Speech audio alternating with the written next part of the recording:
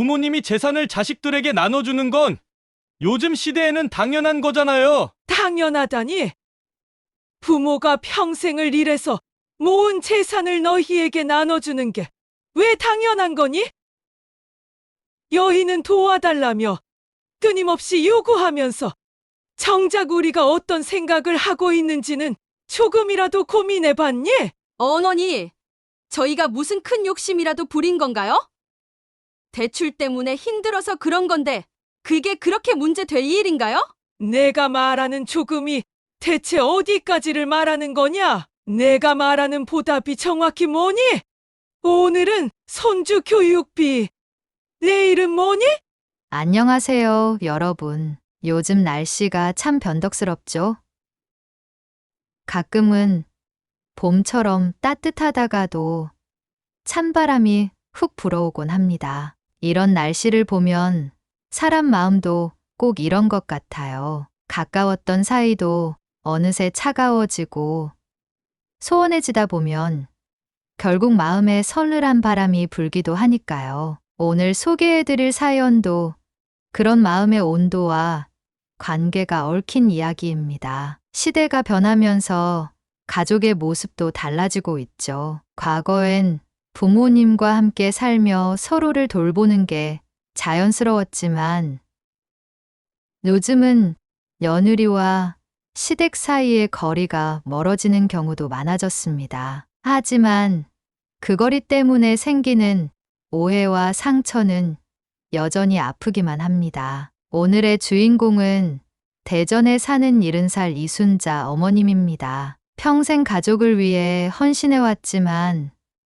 큰아들의 결혼 이후 며느리와의 갈등으로 외롭고 힘든 시간을 보내고 계시다고 하네요. 며느리와의 관계, 그리고 그로 인해 소원해진 가족 사이에서 느끼는 어머님의 마음을 함께 들어보겠습니다. 여러분도 비슷한 경험이 있으신가요? 그때의 감정, 그리고 해결하려 했던 방법들을 나눠주세요. 댓글 하나, 따뜻한 위로의 한마디가 우리 이순자 어머님께 큰 힘이 될 겁니다. 그럼 사연 시작합니다. 안녕하세요. 저는 대전에서 태어나고 자란 이순자입니다. 젊은 시절에는 나라가 점점 발전하던 시기였고, 사람들 모두가 더 나은 삶을 위해 애쓰며 살던 때였어요. 저 역시 남편과 함께 작은 구멍 가게를 운영하며 그 아들을 키우는데 온 힘을 쏟았습니다. 경제적으로 넉넉하지는 않았지만 주변 이웃들과 서로 의지하며 살던 그때가 참 그립습니다. 남편은 무뚝뚝했지만 책임감이 강한 사람이었어요. 하루 종일 일을 하고도 아들들 학원비를 대야 한다며 투덜대지 않고 기꺼이 나섰죠. 저희 큰아들은 똑똑하고 공부를 잘했어요. 장학금을 받아가며 대학에 들어가던 날, 저는 이 세상 누구보다 행복했어요. 작은 가게에서 밤늦게까지 일하며 힘들었던 순간들이 모두 보상받는 것 같았거든요. 큰아들이 대학을 다니기 시작하면서 부모와의 거리가 조금씩 멀어지는 느낌을 받았습니다. 예전엔 저녁이면 다 같이 둘러앉아 밥을 먹고 하루 일과를 이야기하곤 했는데 아들이 대학생이 되고 나서는 혼자 있는 시간이 많아졌어요. 당시엔 아이들이 커가면 다들 이런가 보다 하고 넘어갔습니다. 하지만 마음 한구석에선 혹시 내가 뭘 잘못했나 싶어 괜히 혼자서 반성하기도 했습니다. 둘째는 조금 달랐어요. 큰아들처럼 대단히 똑똑하거나 앞서 나가는 아이는 아니었지만 늘 제 옆에서 큰 힘이 돼주는 아이였죠. 엄마, 제가 설거지라도 할게요 하고 작은 일이라도 도와주는 모습이 그렇게 기특할 수 없었어요. 큰아들이 30살이 넘어 결혼을 이야기했을 때 제 마음은 기쁘면서도 한편으로는 걱정이 되더군요. 부모 마음이라는 게 늘 그런 거 아닐까요? 어떤 사람일까? 우리 집과 잘 맞을까? 같은 걱정이 꼬리를 물었죠. 당시에는 이런 불안감을 드러내는 것도 예의가 아니라고 생각해서 아들이 선택한 사람이라면 무조건 존중해야 한다고 다짐했습니다. 며느리를 처음 만났을 때 그 사람이 참 단정하고 예의 바른 사람이라는 인상을 받았습니다. 목소리는 차분했고 옷차림도 깔끔했어요. 하지만 대화를 나눌수록 어딘가 저와는 다른 기운이 느껴졌습니다. 웃으면서도 거리를 두는 듯한 태도, 정중하지만 단호한 말투가 익숙하지 않았습니다. 그저 기분 탓이겠지 라며 애써 긍정적으로 생각했죠. 그렇게 결혼식은 무사히 끝났습니다. 저는 우리 가족이 이제 화목해지겠다는 생각에 뿌듯했어요. 명절날이나 가족 행사가 있으면 다 같이 모여 밥도 먹고 손주도 보고 그렇게 지낼 거라는 기대를 했습니다. 그런데 그런 날들이 오지 않았어요. 며느리는 명절 때마다 저희는 이번엔 저희끼리 쉬고 싶어요 라며 시댁 방문을 피했습니다. 처음엔 피곤하겠거니 사정이 있겠거니 하고 이해하려 했지만 매번 이런 식으로 연락이 오지 않을 때면 섭섭한 마음을 감출 수 없었습니다. 손주가 태어났을 때는 정말 기뻤어요. 하지만 그 기쁨도 오래가지 않았습니다. 손주를 보고 싶어서 전화를 하면 바쁘다는 대답만 돌아왔고 집에 찾아가겠다고 하면 미리 약속을 잡아야 한다고 했어요.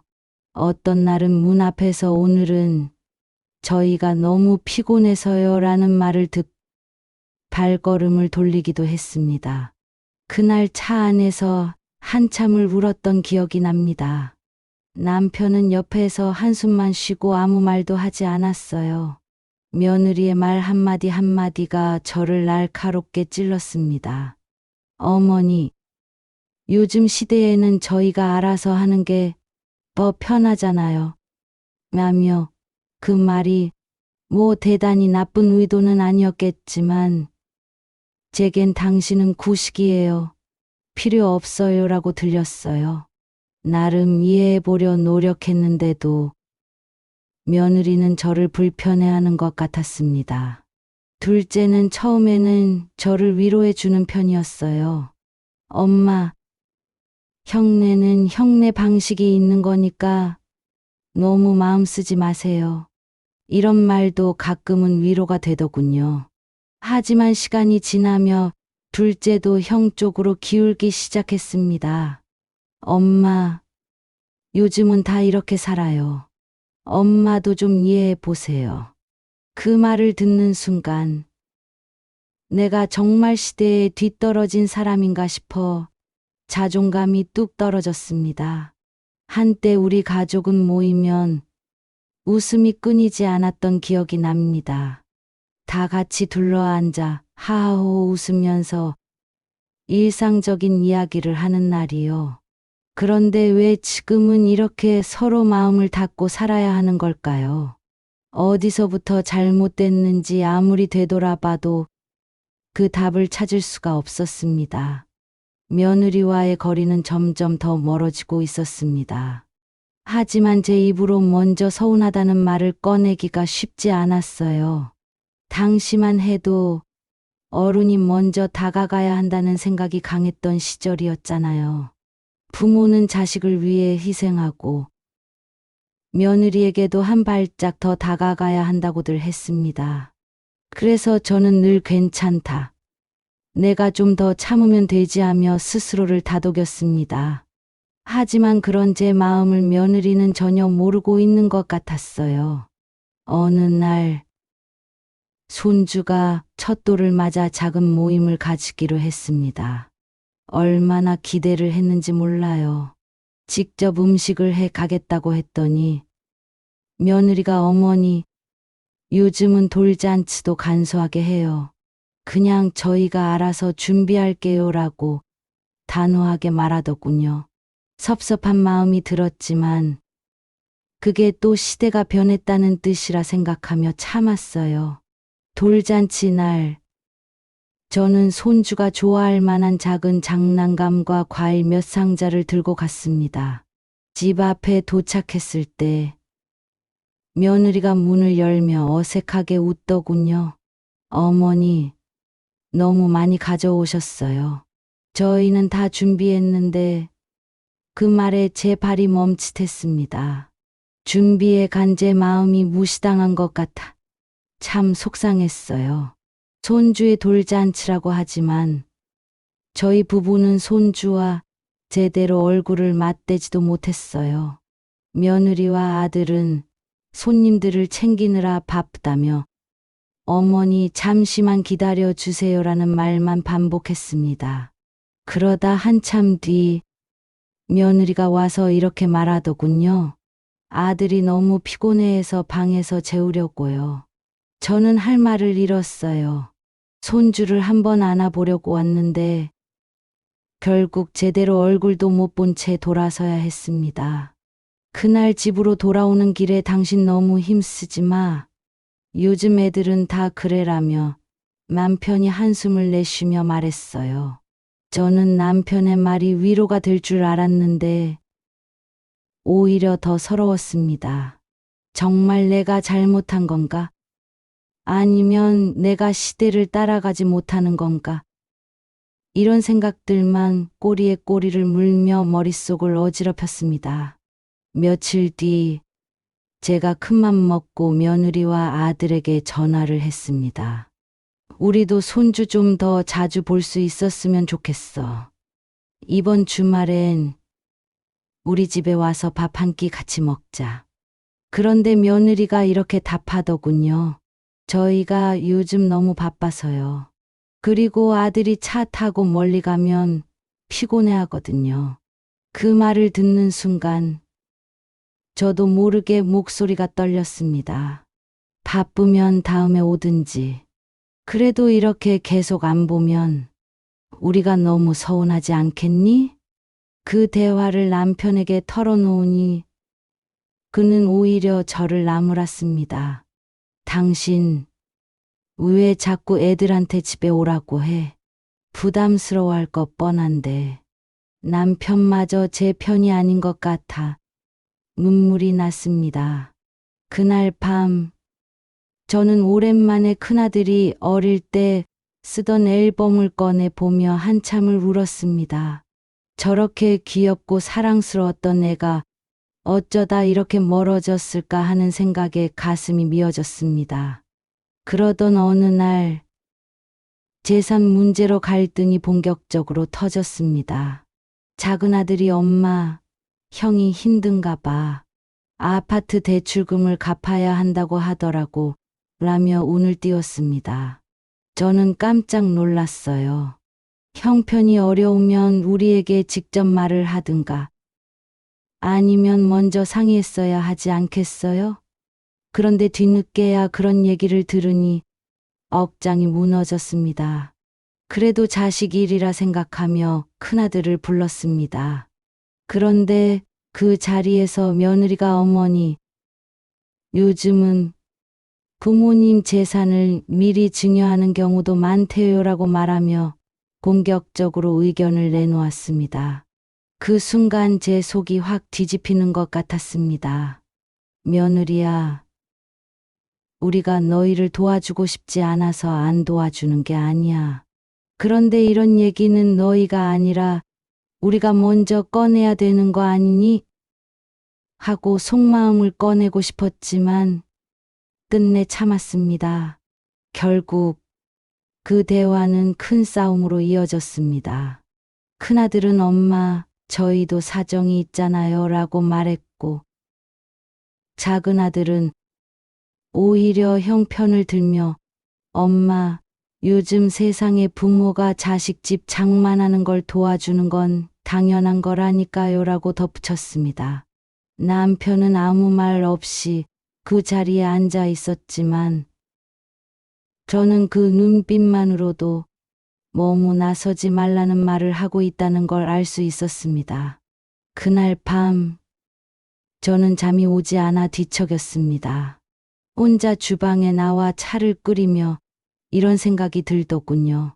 결국 내가 아무리 애써도 애들 눈에는 얘가 부담스러운 존재로만 보이는 걸까? 이렇게 사는 게 맞는 걸까? 온 가족이 모여 함께 웃고 떠들며 지냈던 기억이 자꾸 떠오르는데 얘 지금은 이렇게 멀어진 건지 답답하기만 했습니다. 어느 날 작은 아들이 집에 와서 뜬금없이 말을 꺼냈습니다. 형네가 아파트 대출 때문에 너무 힘들어하니 부모가 집을 처분해서라도 도와주면 어떻겠냐고 하더군요. 순간 머릿속이 하얘졌습니다.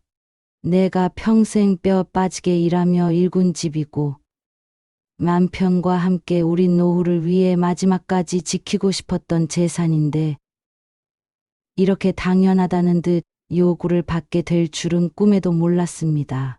처음엔 작은 아들이 너무나 태연하게 그 말을 꺼낸 게 서운했습니다.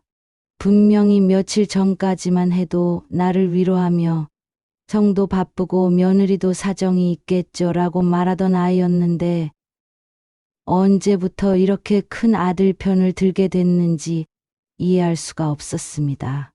그런데 생각해 보니 그 모든 말들이 결국 며느리의 영향이라는 생각이 들었습니다. 며느리는 겉으로 나서지 않고 있었지만 뒤에서 큰아들과 작은아들을 움직이고 있었습니다. 며느리가 재산 문제를 어떻게 다루고 있는지는 너무 뻔했습니다. 가족 모임에서 큰아들이 뜬금없이 엄마, 요즘은 재산을 미리 증여해야 절세가 된대요 라고 말했을 때 며느리는 한마디도 하지 않으면서 고개를 끄덕였습니다. 그 순간 며느리가 말은 하지 않지만 모든 흐름을 주도하고 있다는 걸 느낄 수 있었습니다. 그 차가운 태도와 계산적인 모습이 마치 나를 모르는 사람처럼 느껴져서 마음이 더 아팠습니다. 남편은 여전히 침묵만 했습니다. 언제나 그래왔습니다. 너무 마음 쓰지 마. 다들 잘 살려고 그러는 거잖아 라며 나를 달래곤 했지만 그 말이 얼마나 공허하게 들렸는지 몰라요. 나는 이미 남편마저 나의 편이 아니라는 생각에 사로잡혀 있었습니다. 누구 하나 나를 이해해 주는 사람이 없고 나 혼자 이 문제를 끌어안고 있다는 고립감이 너무도 컸습니다. 가족 모임 자리에서의 그 사건은 제 마음에 깊은 상처로 남았습니다. 작은 아들은 성내 형편을 이해해 보라며 나를 설득하려 들었고 큰아들은 엄마, 우리도 정말 힘들어요라고 하며 마치 우리가 도와주지 않으면 자신들이 망가질 것처럼 말을 했습니다. 며느리는 그 자리에 조용히 앉아 있었지만 이미 충분히 많은 말을 하고 있었던 것 같았습니다. 며느리의 그 차가운 표정과 냉정한 태도는 말보다 더 날카로운 비수를 꽂는 느낌이었거든요. 그날 이후로 큰아들네와의 대화를 피하게 됐습니다. 전화를 걸어오는 일이 드물었지만 가끔 오는 전화조차 받기 싫어졌어요. 손주를 보고 싶어도 그 마음을 꺼내기가 어려웠습니다. 너무 피곤해서 못 온다는 말, 바쁘다는 말만 반복하는 아이들을 보면서 이제는 정말 이 관계가 돌이킬 수 없게 멀어졌다는 생각마저 들었습니다. 작은 아들과의 관계도 점점 이상해졌습니다. 작은 아들은 처음엔 나를 이해하는 척했지만 시간이 지날수록 형네 입장을 대변하는 쪽으로 변해갔습니다. 엄마, 요즘 세상에 부모가 자식 도와주는 게 당연하지 않나요?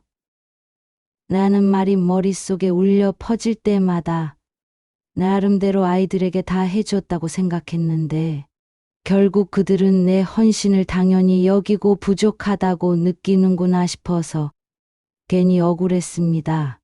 갈수록 마음은 더 무거워졌습니다. 명절이 다가와도 이제는 가족 모임은 기쁨의 자리가 아니라 보통으로 느껴졌어요. 며느리와 큰아들은 더 이상 얼굴조차 보기 힘들었고, 작은 아들마저 저를 더 이상 위로하지 않았습니다. 남편은 여전히 말이 없었고, 저는 점점 더 혼자라는 느낌이 강해졌습니다. 밤이면 잠이 오지 않았습니다. 주방에 나와 차를 끓이면서 손주가 처음 태어나던 날의 기억과 가족이 모두 웃으며 모였던 모습이 떠올랐습니다. 도대체 어디서부터 잘못된 걸까? 내가 뭘 더 잘할 수 있었을까? 아니, 정말 내가 뭘 잘못한 걸까? 이런 생각들이 꼬리에 꼬리를 물며 괴롭혔습니다. 그렇게 가족이란 울타리 속에서 나 혼자만 내몰린 느낌이 점점 더 커져갔습니다. 내가 이 가족을 위해 헌신한 모든 세월이 결국 아무 의미도 없는 것처럼 느껴지기 시작했어요. 며느리가 우리 재산을 노리고 있다는 걸 명확히 느끼게 된 건 행동에서 드러난 욕망 때문이었습니다. 처음엔 며느리가 단순히 우리와 거리를 두는 성격이라 생각했습니다. 시대가 변하면서 요즘 사람들은 시댁과 적당히 거리를 두는 게 자연스러운 거라고 나름대로 이해하려고 애썼죠. 하지만 결혼 이후 며느리가 보여준 행동과 말들이 쌓이고 나니 원하는 게 무엇인지 분명히 알 수 있었습니다. 며느리는 높은 수준의 생활을 추구하는 사람이었습니다. 처음 결혼했을 때부터 큰아들과 함께 고급 아파트에서 신혼을 시작하길 원했죠. 그때는 아파트 계약금을 모으느라 우리도 조금 도왔습니다. 아이들이 새로 시작하는 거니 도와줘야 한다는 남편의 말에 저도 동의했어요. 그땐 다 같이 힘을 모아 잘 살자고 하는 줄 알았습니다. 하지만 시간이 지나며 며느리의 요구는 끝을 모른 채 계속됐습니다. 아파트 대출금을 갚아야 한다는 이야기가 나온 건 결혼하고 몇 년 뒤였습니다. 큰아들이 우리 집에 찾아와 대출금을 상환하는 게 점점 힘들어진다고 했을 때 저는 그 말을 며느리가 시킨 거라는 걸 직감적으로 알 수 있었습니다. 큰아들은 결혼 전부터 돈 문제를 우리에게 직접 말하는 일이 거의 없었거든요. 그런데 이번엔 구체적인 금액까지 말하며 도움을 요청했죠. 며느리는 본인이 직접 나서서 요구하지 않았습니다. 대신 큰아들을 앞세워 우리의 마음을 흔들려고 했습니다. 항상 구체적이고 설득력 있는 이야기를 준비했습니다. 아파트 값이 오르는 상황, 손주의 미래를 위한 안정적인 집, 그리고 미리 증여를 하면 세금 문제도 해결된다는 등 모든 것이 완벽하게 정리된 논리처럼 들렸습니다. 하지만 제 귀엔 그 말들이 마치 당신들의 재산은 이제 우리를 위해 써야 한다는 선언처럼 느껴졌습니다. 한 번은 큰아들과 며느리가 함께 우리 집에 와서 얘기를 나눈 적이 있었습니다. 그날 며느리는 겉으론 조용히 앉아 있었지만 아들이 말하는 동안 고개를 끄덕이며 모든 내용을 지지하고 있다는 걸 보여줬어요. 큰아들이 엄마, 요즘은 미리 증여를 해놓는 게 세금도 덜 내고요.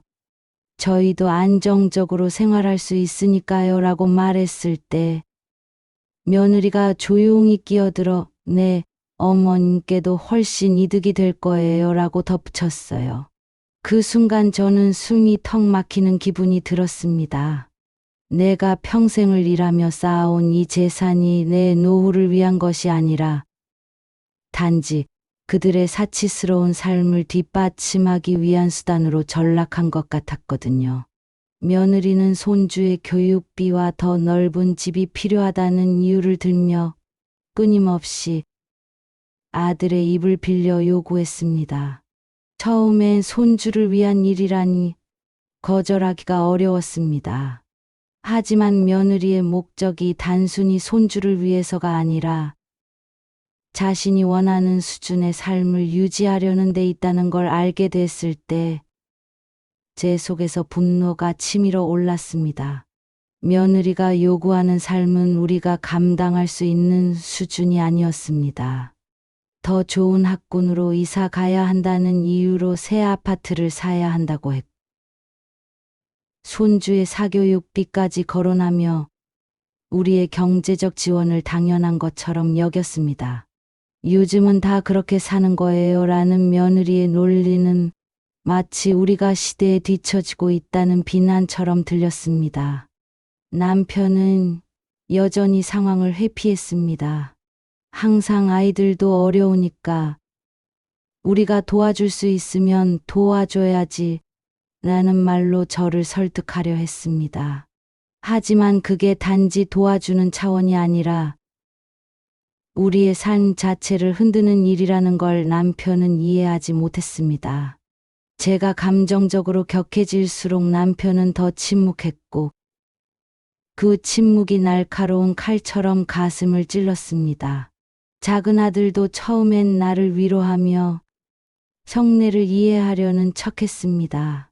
하지만 시간이 지나면서 작은 아들마저 형과 며느리의 편을 들기 시작했습니다. 엄마, 요즘은 부모가 자식을 도와줘야 하는 시대라니까요 라는 그의 말은 제 가슴을 답답하게 만들었습니다. 내가 평생을 아이들을 위해 살아왔는데 지금도 그것만으론 부족하다는 말처럼 들렸거든요. 그 후로 며느리는 우리와의 관계에서 거리를 두기 시작했습니다. 방문은 더 줄어들었고 손주를 보겠다는 우리의 요청도 무시하기 일쑤였습니다. 하지만 며느리의 요구는 결코 줄지 않았습니다. 매번 아들을 통해 재산 문제를 들고 오며 자신들의 삶을 위해 우리가 당연히 도와야 한다는 압박을 멈추지 않았습니다. 밤이면 잠을 이루지 못했습니다. 내가 부모로서 부족했던 걸까? 이런 생각들이 꼬리에 꼬리를 물었습니다. 하지만 동시에 내가 이 가족의 부모로서가 아니라 며느리에겐 단지 하나의 돈으로만 보이는 건 아닌가 하는 서글픈 마음도 들었습니다. 며느리는 점점 더 노골적으로 우리의 재산 문제를 건드리기 시작했습니다. 처음엔 큰아들과 함께 대출금 상환과 손주의 교육비 이야기를 하더니 이제는 작은아들까지 끌어들여 재산 분배 문제를 확대하기 시작했어요.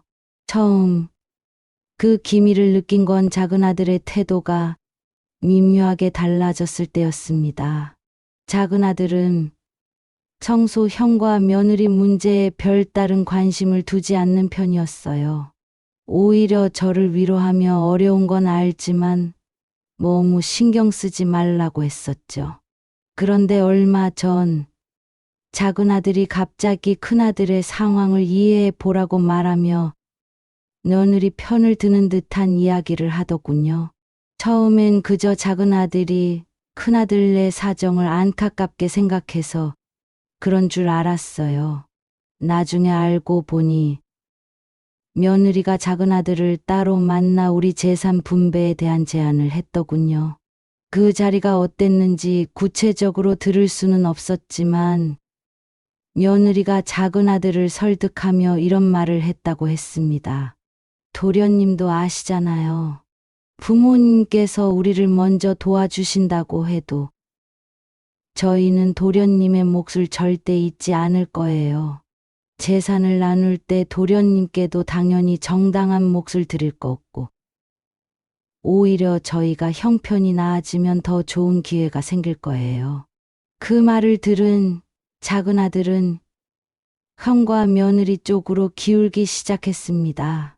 며느리는 아주 교묘했습니다.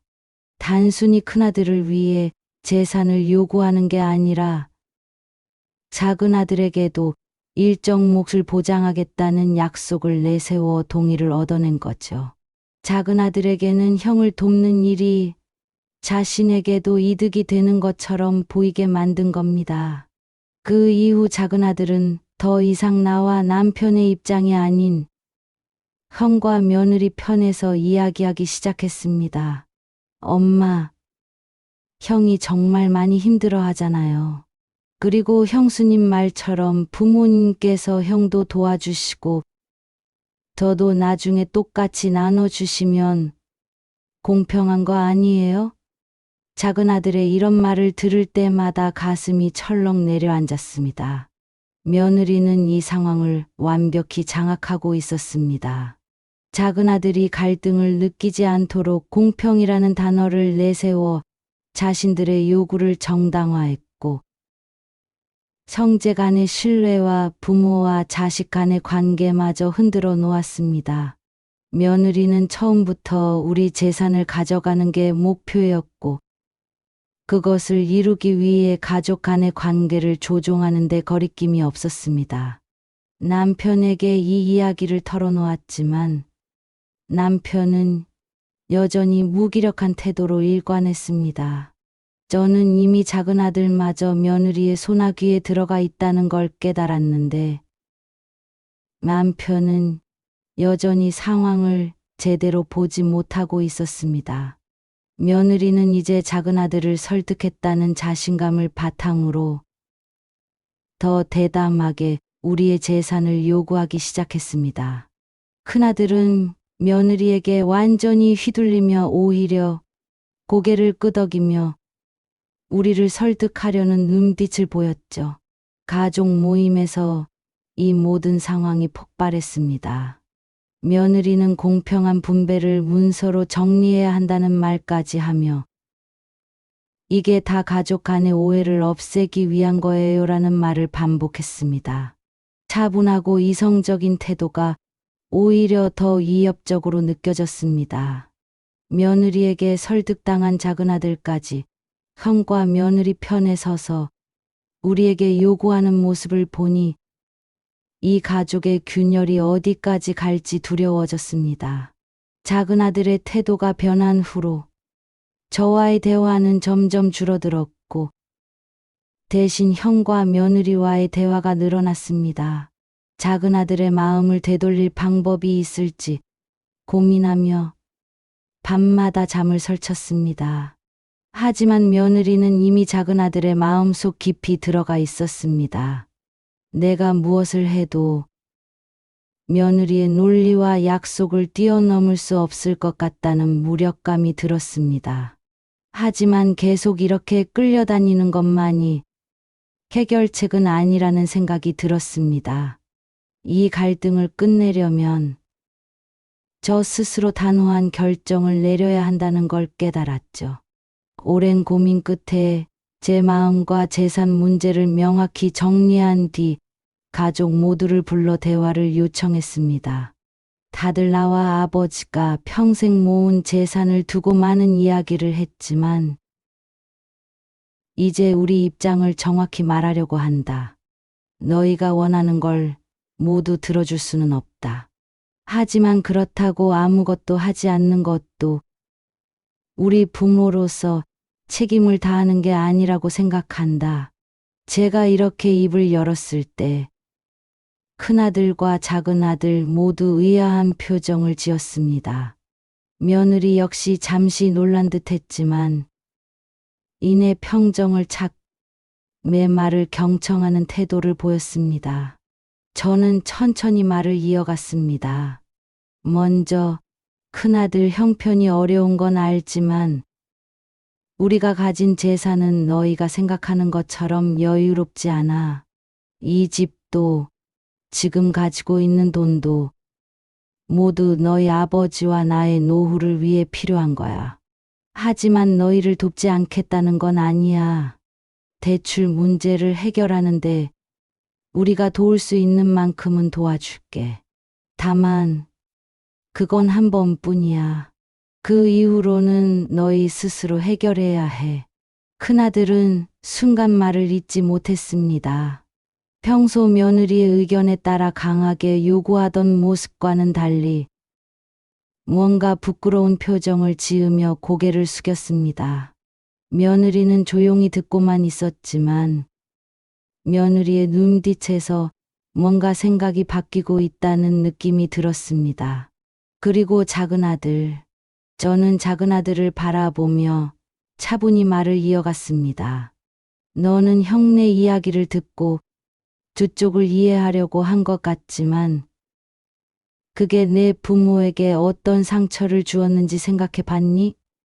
내가 형 쪽으로만 기울 때 마와 아버지는 마치 우리 헌신이 아무 의미 없는 것처럼 느껴졌어. 하지만 너도 형과 똑같이 내 미래를 위해 우리가 도와줄 거라는 믿음을 주고 싶어. 그래서 너에게도 너의 몫을 생각해서 나중에 정리해 줄 거야. 하지만 그거 역시 우리 삶이 유지되는 선에서 할 수 있는 일이야. 작은 아들은 처음엔 저와 눈을 마주치지 못하다가 조용히 고개를 끄덕였습니다. 눈빛에선 미안함과 후회가 엿보였습니다. 그제야 저는 비로소 조금은 마음이 풀리는 느낌이 들었습니다. 마지막으로 저는 며느리에게 조심스럽게 말을 건넸습니다.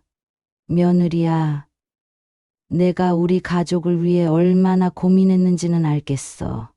하지만 그 과정에서 내가 우리를 단순히 경제적인 존재로만 본 것 같아 마음이 아팠어. 우리도 너희를 돕고 싶고 손주가 행복하게 자라길 바라는 마음은 똑같아. 하지만 그 방식은 우리가 서로 이야기하며 맞춰가야 하지 않겠니? 며느리는 한참을 침묵했습니다. 그 순간이 길게 느껴졌지만 며느리는 결국 고개를 숙였습니다. 그 대화 이후 우리 가족은 완전히 달라지진 않았습니다. 여전히 재산 문제는 완벽히 끝난 이야기가 아니었고 각자의 갈등은 조금씩 남아 있었습니다. 하지만 그날 이후 모두가 한 가지는 깨달은 것 같았습니다. 서로의 입장을 이해하려 노력하는 것이 필요하다는 사실을요. 지금은 작은 아들도 조금씩 형과의 관계를 다시 조율하며 저와 남편에게 더 자주 찾아오고 있습니다. 큰아들과 며느리는 손주의 교육 문제를 이유로 가끔씩 도움을 요청하지만 예전처럼 강요하거나 부담을 주지는 않아요. 저는 더 이상 그들의 요구에 휘둘리지 않고 우리 노후와 가족의 평화를 위해 적당히 타협할 방법을 찾고 있습니다. 가족이 완벽히 회복되지는 않았지만 서로를 이해하려는 작은 노력들이 관계를 회복시키는 계기가 되고 있습니다. 지금도 가끔은 서운함이 밀려오지만 예전처럼 밤잠을 설칠 만큼 힘들지는 않습니다. 이게 우리 가족이 성장하는 과정이라고 믿고 싶어요. 오늘의 사연. 대전에 사시는 이순자 어머님의 이야기는 여기까지입니다. 어머님께서 가족 간의 갈등 속에서도 끝내 용기를 내어 자신의 입장을 정리하고 서로 타협점을 찾기 위해 노력하셨다는 점이 정말 인상 깊었습니다. 비록 완벽히 해결되진 않았지만 가족이 조금씩 서로를 이해하려는 작은 변화가 있었다고 하니 앞으로 더 나은 관계를 기대해 봅니다. 요즘 시대에는 가족의 형태와 역할도 많이 변하고 있습니다. 예전엔 부모가 당연히 모든 걸 책임지고 희생해야 한다는 인식이 강했지만 이제는 서로의 입장을 존중하며 함께 만들어가는 가족의 모습이 더 중요해진 것 같습니다. 하지만 여전히 부모 세대와 자식 세대 간의 가치관 차이는 쉽게 좁혀지지 않죠. 특히 재산 문제는 가족 간의 신뢰를 무너뜨릴 수 있는 민감한 주제이기도 합니다. 이 사연이 우리에게 던지는 메시지는 분명합니다. 가족이라 해서 항상 모든 갈등을 완벽히 해결할 순 없지만 각자의 입장을 솔직히 털어놓고 서로의 경계를 지키며 함께 성장하려는 노력이 중요하다는 것이죠. 때로는 타협과 양보가 그리고 그 안에서의 진심 어린 대화가 가족을 이어주는 연결고리가 될 수 있다는 걸 어머님께서 몸소 보여주신 것 같아요. 혹시 오늘의 사연을 들으시며 비슷한 경험이나 고민이 떠오르신 분들이 계신가요? 여러분의 이야기와 생각을 댓글로 남겨주시면 좋겠습니다. 누군가에게 큰 위로와 도움이 될 수 있을 겁니다. 지금까지 함께 해주신 여러분께 감사드립니다. 우리 모두가 가족 안에서 조금 더 따뜻한 관계를 만들어갈 수 있기를 바라며 오늘 이야기를 마칩니다. 구독과 좋아요를 눌러주신다면 다음 시간에도 더 공감 가는 사연으로 찾아뵙겠습니다.